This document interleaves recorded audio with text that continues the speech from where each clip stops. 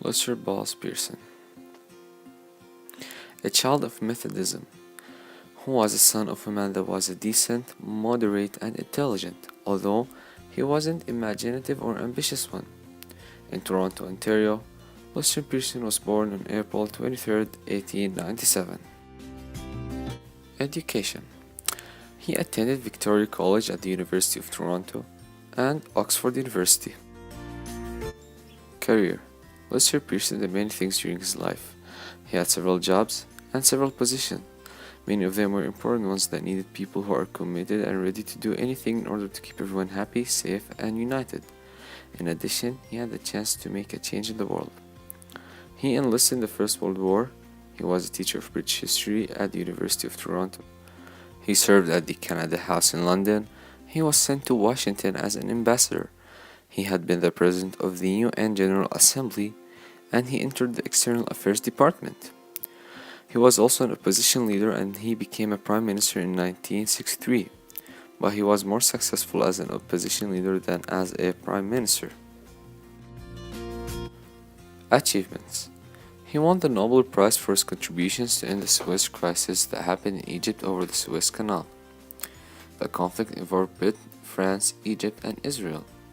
It was a conflict that was too close from turning into a much bigger war.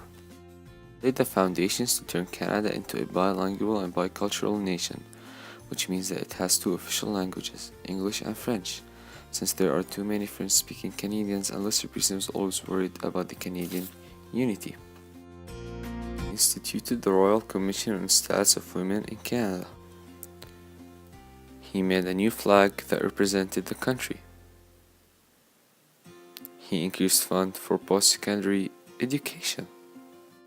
He introduced student loans, which helped many Canadians complete their post-secondary education. Only 1 in 50 Canadians graduated from post-secondary institution in 1950s. Today, it is more than 1 in 5, the highest rate in the world. He introduced Canada Pension Plan, and he legislated Medicare. Personality and ideology. Luther Pearson was a liberal. No issue was important to him more than the Canadian unity. Luther Pearson was patient, tolerable, flexible.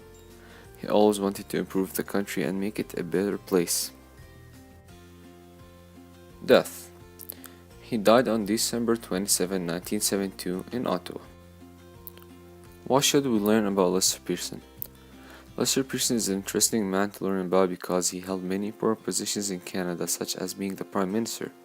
He also did many things to improve the country, such as introducing student loans. He cared about the unity in the country.